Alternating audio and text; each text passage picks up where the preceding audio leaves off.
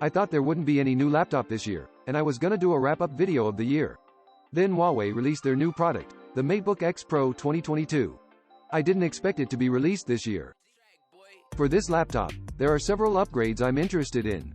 First, the 3.1K Real Color Full View display. Not only did they increase the resolution, but claim the Delta E as less than 1, then we need to test it properly.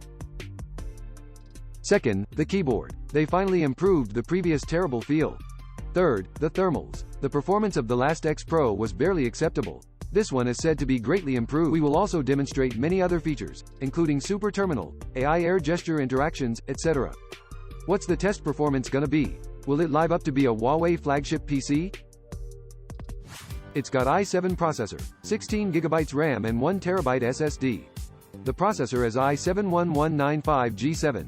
Compared with i7-1165G7, the frequency has been increased. The memory frequency is 3733, lower than 4266. The screen, 14.2-inch, 3120 by 2080 resolution, 100% P3 color gamut, 500 nit brightness, 3:2 ratio, and 90 Hz refresh rate with touch support. Furthermore, battery, body thickness and weight are bigger. For this kind of laptop with integrated graphics, I prefer the low-end i5 version, because they are all CPUs with 4 cores and 8 threads. First, test the screen. A resolution of 3120 by 2080 with 3:2 ratio, along with super narrow bezels on all sides. The measured color gamut is of great capacity. It supports color gamut switching, which allows you to run in P3 and sRGB color gamut. By display P3 standard, the average Delta E is 0.86, and the maximum Delta E is 2.27. After switching to sRGB standard, the average Delta E is 0.92, and the maximum Delta E is 2.09. The average Delta E is indeed less than 1 in dual color gamut. In terms of measured brightness uniformity, the maximum brightness of the whole screen is basically over 550 nit, much higher than the official nominal value of 500 nit. Uniformity performance is also not bad. Finally, the response time is 22.63 milliseconds for black and white, and 34.1 milliseconds for grayscale, with full brightness DC dimming.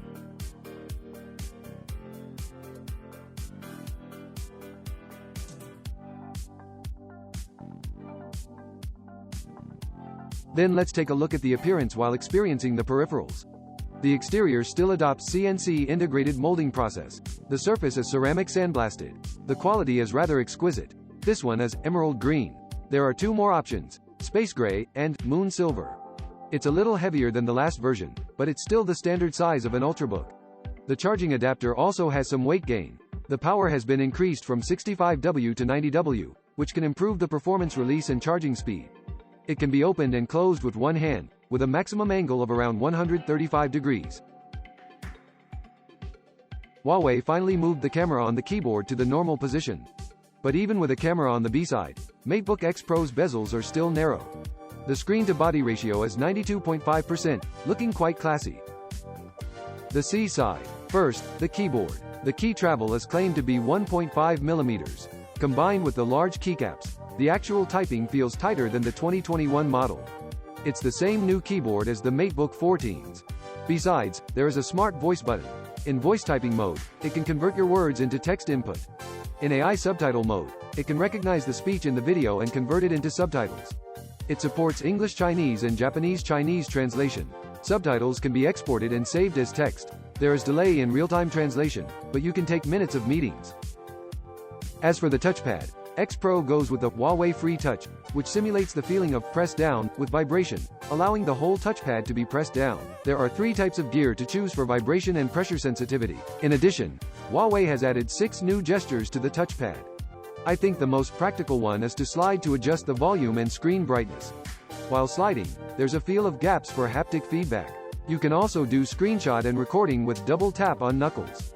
This also supports recording the desktop, so you won't need to resort to third-party software.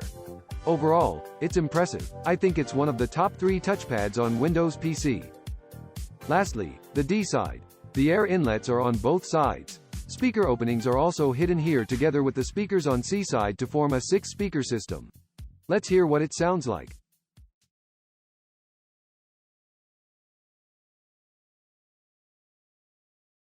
How do you feel? In my opinion, MateBook X Pro functions well with mid and high frequency, but the low frequency is just okay. As sound quality on a laptop goes, it's okay. Now I'm going to talk about things that are not that good. The first is this AI air gesture function. The principle for recognition of mid-air gestures is quite advanced. First, it sends out ultrasonic waves through the laptop speaker, and when the sound waves meet the hand, it will reflect. Then, the reflected sound wave will be picked up by the laptop's microphone. Lastly, based on the difference of signal between ultrasound waves emitted and received, the computer recognizes the user's gestures. This is equivalent to a built-in micro radar. It currently supports 3 types of gestures to turn pages on PowerPoint and PDF, video fast forward and fast backward, etc. But still, the sensitivity of this gesture interaction has yet to be improved. Sometimes when I swipe the slides, maybe my gesture is not exactly correct, or maybe I'm waving too fast, it just fails to recognize. According to Huawei, this gesture feature has an algorithm learning process. Due to tight schedule of this test video, only time will tell if this is true. Also, the number of supported applications is still few. I hope Huawei would develop more scenarios in the future. The ports are also somewhat mediocre. The previous MateBook X Pro has a USB-A at least. But now, all of them are USB-C. And it's not even Thunderbolt 4. Huawei has included a USB-C to USB-A cable in the package, which will come in handy in your daily use. Alright, let's sum up. The exterior of this laptop is generally improved. It sweetened the pot, and made up for some lack of flavor. Except for the ports, which I am not satisfied with, the rest of it is quite good. For the performance part, we have theoretical benchmark, field test for applications, and some demonstrations for Huawei's special features. Let's take a look at the CPU score first. Compared to the previous common i7-1165G7, its CPU single-core frequency has increased by 0.3 GHz, and the all-core frequency increased by 0.7 GHz, while it remains 4 cores and 8 threads. Let's run Cinebench R20 single-core first. The i7-1195G7 only got 567. Later, I found that this computer's fan strategy is conservative. The speed is rather low when running medium load like R20 single core. As a result, the CPU will be overheated and downclocked. I took it outside in Shanghai at 5 and ran it again. This time, it could even catch up with the top i9-11980HK. As for the multi-core performance part, as usual, I ran the R20 loop again. At the first time, it reached a little high score of 2316. After that, the score was stable at around 2200. CPU power would reach 50 W during the first run. Then it gradually dropped back to 33 W. In the later runs, it reached 40 W first, and then quickly fell back to 30 W, where the CPU was running at 3.5 GHz. We've reviewed the 2021 X Pro. The R20 loop TDP first could only stay at 15 W. This time it stayed at 30 W. Thanks to the increased TDP, MateBook X Pro's multi-core score is over 50% higher than the predecessor.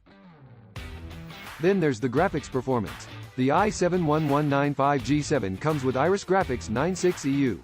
However, since this computer is using 3733 MHz memory, the performance of the integrated graphics will be limited. Out of all 3 items, only Time Spy is 9% higher than the combination of 1165G7 and 4266 memory. The other 2 items basically have no difference. After measuring the theoretical performance, let's see how it performs in field test for applications.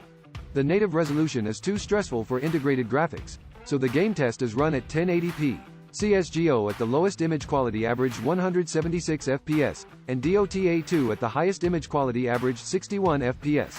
For content creation, computers without discrete graphics is not up for any heavy lifting, like PRRA. All just tested on Photoshop. Final score 750. Overall, the MateBook X Pro 2022 has a significant performance improvement over its predecessor. It can handle most business work and light gaming needs. But if you have high demand for gaming, then this performance increase doesn't really do much for you. Other than the common benchmarks we do on all laptops, there are also many special features on Huawei PC, the newly introduced Super Terminal for example. Devices that have been connected will now hover around the computer, and you could just simply pull to connect. Also, the new control center integrates a variety of commonly used widgets. Once connected, you can establish multi-screen collaboration that supports interacting with up to 3 phones. And you can also share clipboards and edit files on your phone from your PC. Besides, Huawei updated the intelligent search. You can search for files on your phone directly from your PC and filter them by file type, which may alleviate the chaos of file system. In addition to the multi-screen collaboration with phones, MateBook X Pro also supports wireless screencasting on tablets, monitors, and smart screens. When connecting to a tablet, other than the traditional mirroring and extend mode for screencasting, it also supports a sharing mode, which allows you to transfer files and share keyboard and mouse between PC and tablet. If you are using other Huawei devices, then these features should be helpful to you. Let's take a look at the internal structure. You can see the battery takes up much of the space. The capacity is 60 watt-hours, a little more than the last generation with 56 watt-hours.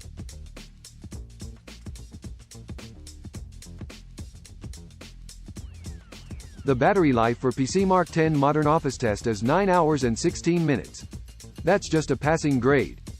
Above the battery is the solid-state drive, Samsung PM981A, PCIe 3.0x4 rate. This is still a high-end SSD. The memory chips are located on the back of the motherboard, 16 GB LPDDR4 by 3733 MHz soldered. The measured read-write speed is a bit slower than the common 4266 MHz. It's a pity. Finally, the thermals. This generation still uses the VC vapor chamber plus dual fan thermal module, but the air outlets on the left and top sides are now moved to both sides of the screen axis. Theoretically, it can solve the previous problem of the right side of body being hot. The size of fan is also larger than before. Let's try it out with a stress test. Room temperature at 25, using FN+P to switch to performance mode. We'll use the lower load stress CPU for testing first. After 30 minutes, the CPU is at 94, power at 30.8 W and frequency at 4.5 GHz. Then we'll try the more stressful stress FPU. Only the frequency dropped to 3.4 GHz. Let's take a look at the surface temperature. The hottest keycap is 38.2, and the heating area is relatively large. The temperature is not that high. Spacebar and arrow keys are cooler, only about 30. Then there's the back temperature, the center point of which is 36.1. A little hotter at the air outlets. During the stress test, the noise level is 45.4 decibels at full load, a regular level of Ultrabook. It has a much more aggressive strategy for performance release. The previous 2021 generation limited the power to 15 W, only 66 at full load. This generation just doubled it, 30 W power at 94 with full load. It's commendable that when the core temperature reached the limit, the surface temperature didn't change much. That means the thermal improvement is significant. Well, after going through the screen, peripherals, performance, thermals, I believe you now have some understanding of this computer. For your information, here we have listed 3 pros and cons. Now, the pros. First, top-notch screen quality. MateBook X Pro is the flagship model of Huawei PC. The screen has been the biggest highlight from the start. Now the new X Pro still lives up to our expectation. Second, the performance release has improved significantly. Thermal design is actually something that Huawei has been working on, but objectively speaking, the previous results have not been unsatisfactory. Now the performance release improvements became tangible. Third, excellent touchpad feel. To be honest, the touchpad is limited in size on the MateBook X. Now on the X Pro, the Force Touch touchpad can now let loose. With the new gestures, this experience is one of the best amongst Windows PC. We're done with the pros, now let's talk about the cons. First, poor scalability. The scalability is a bit backward. There is no Thunderbolt 4, and the precious type of port is also gone. As a business laptop, all port extensions have to rely on adapters. Second, mediocre memory performance. I know Huawei can explain why it uses 3733 memory. But the fact is, most laptops are LPDDR4 by 4266 MHz. Third, release too late. If this was released in the middle of the year, I'll be more excited. Now the time left for the X Pro is running out. We published the MateBook X Pro 2021 video review in January. The 3 cons we listed at that time are now all fixed by Huawei. It's hard for some other manufacturers to do this. So for this computer, I would recommend it to those high-end business people who have more budget, especially those who are already using Huawei phones and Huawei tablets. If you liked this review, please hit the like button for me, and thank you for your continuous support. We just want to share info of laptops and help computer newbies. This is BIBA Review Studio. I am Jawan. I'll see you in the next video. See ya.